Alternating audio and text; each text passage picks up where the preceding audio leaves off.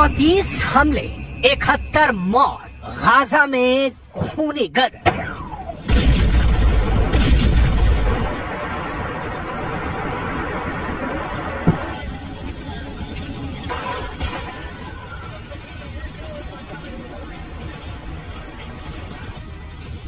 पूरी गाजा पट्टी इजरायली वायुसेना के भीषण हवाई हमलों से एक बार फिर खून से लथपथ हो गई है।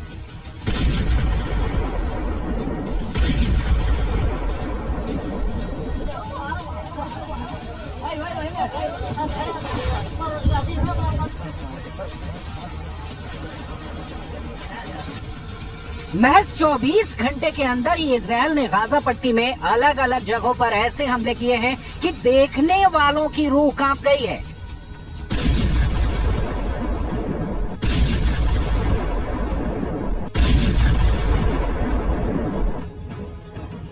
साल 2025 में इजरायल ने पूरे गाजा में ऐसे हमले किए हैं जिसने एक बार फिर से हमास के लड़ाकों और उनके समर्थकों को तबाह करके रख दिया है।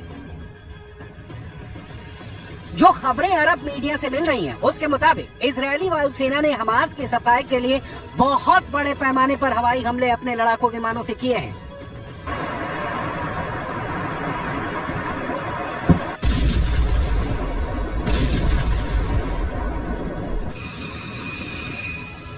हम आपको एनिमेशन के जरिए दिखाने जा रहे हैं कि इजरायली वायुसेना ने कब और कहां हमले किए।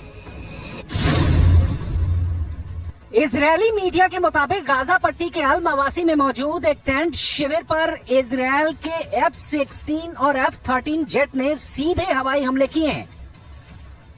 इजरायली खुफिया एजेंसियों का दावा है कि अल मवासी तंबू शिविर में हमास लड़ाकों ने अपने अड्डे बना रखे थे और वहां मौजूद फिलिस्तीनी नागरिकों को ढाल बना रखा था।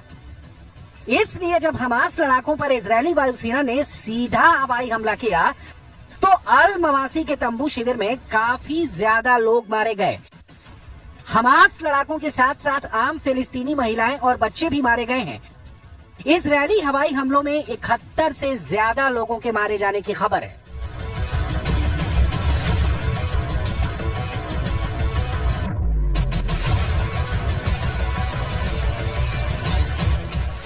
ما فيش لا علينا ولا ناس مدنيين كلها. صينا ضبة الصاروخ اللي لقينا الدار كلها مفتفة. الشهداء مقطعين، نسوان مقطع، اولاد صغار مقطع. ما فيش مدنيين يا عم، احنا قاعدين اليهود قاعدة بتضرب بس في المدنيين. गाजा पट्टी में हमास पर बहुत दिनों के बाद इतना बड़ा और भीषण हमला हुआ है।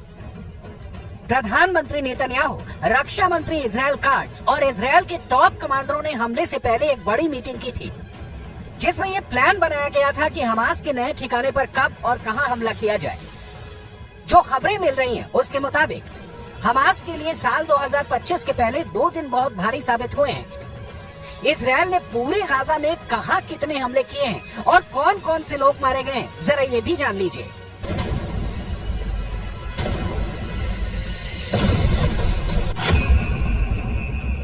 मार दिया बीजेपी, हमास को कुचल डाला।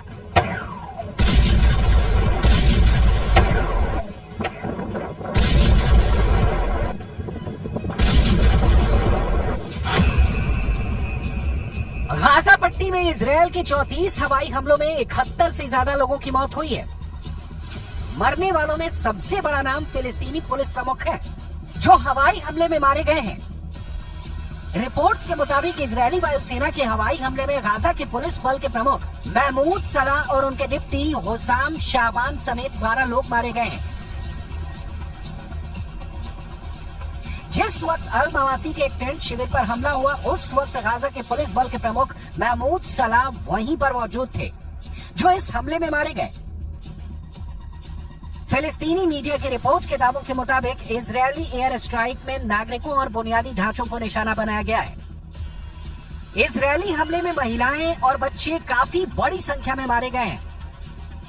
गाजा पट्टी के खान यूनुस, जबालिया शरणार्थी शिविर, मध्य गाजा के मघाची शिविर पर भी हवाई हमले हुए हैं। इजरायली हमलों में 2025 के पहले 2 दिनों में जान गंवाने वालों की संख्या के साथ गाजा में मृतकों की संख्या 46,000 से ज्यादा हो चुकी है।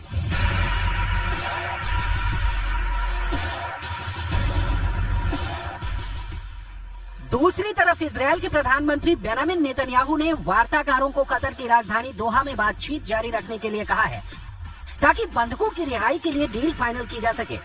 हाल ही में इजरायल और हमास ने समझौते में देरी को लेकर एक दूसरे पर आरोप प्रत्यारोप लगाए थे। कतर, मिस्र और अमेरिका कई महीनों से हमास और इजरायल के बीच डील फाइनल करना चाह रहे हैं, लेकिन हमास के अंदर कुछ ऐसे गुट हैं जो किसी भी कीमत पर बचे हुए इजरायली बंधकों को नहीं छोड़ना चाहते हैं। इजरायल की खुफिया रिपोर्ट्स में दावा किया गया है कि एक बार फिर से हमास ने गाजा में इजरायली सेना पर हमले तेज कर दिए हैं। गाजा पट्टी में फिर से हमास ने हजारों की तादाद में नए लड़ाकों की भर्ती की है, जिसने इजरायल की नींद उड़ा दी है। हमास के सभी चीफ अब तक मारे जा चुके हैं, जिसमें इस्माइल हानिया सिनवार जैसे सबसे खूंखार प्रसिद्ध हमास चीफ के मारे जाने से हमास को जबरदस्त झटका लग चुका है।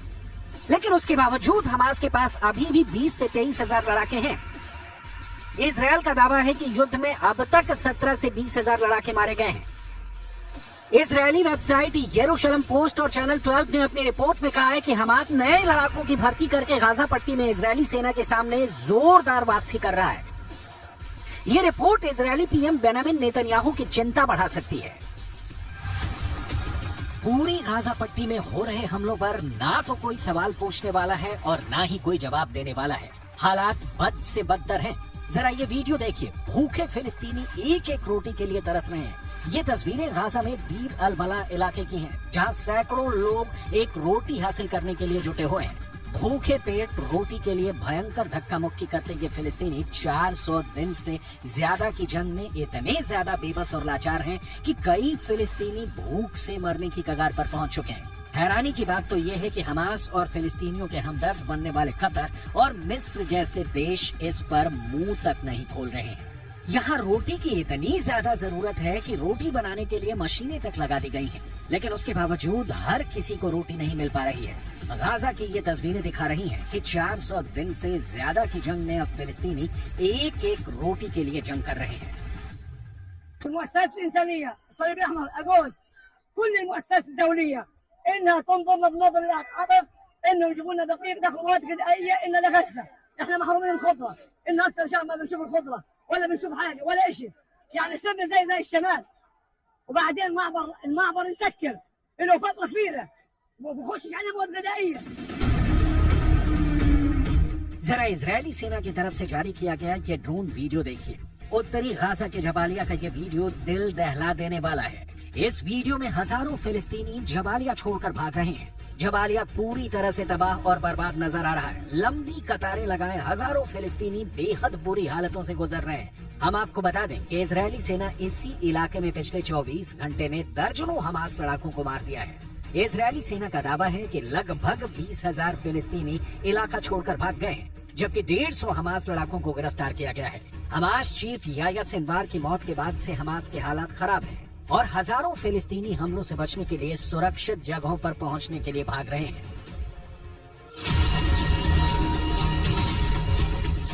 युद्ध की शुरुआत में आईडीएफ ने हमास के पास 25,000 लड़ाके होने का अनुमान लगाया था और अभी भी 23,000 तक लड़ाके हमास में होने की बात कही जा रही है। वहीं आईडीएफ 20,000 लड़ाकों को युद्ध में मारने का भी दावा कर रहा है। ऐसे में साफ है कि बड़े स्तर पर भर्ती हुई है। रिपोर्ट में बताया गया है कि ये साफ है कि हमास नए लड़ाकों को हथियार सौंप रहा है। हालांकि इनकी ट्रेनिंग पर कई तरह के सवाल हैं। ये हमास लड़ाके उस तरह से ट्रेंड नहीं है जैसे शुरुआती दौर में हमास के पास थे। हमास ने बड़ी संख्या में ऐसे लड़ाके भर्ती किए हैं जिनकी उम्र 20 या 18 साल से कम है। यही वजह है कि साल 2025 के शुरू के 2 दिन में इजरायली वायुसेना ने उन ठिकानों पर हमला किया जहां हमास के नए लड़ाकों के होने की खुफिया खबर मिली थी। यानी अब गाजा में एक बार फिर से इजरायली हमले बेहद तेज हो गए।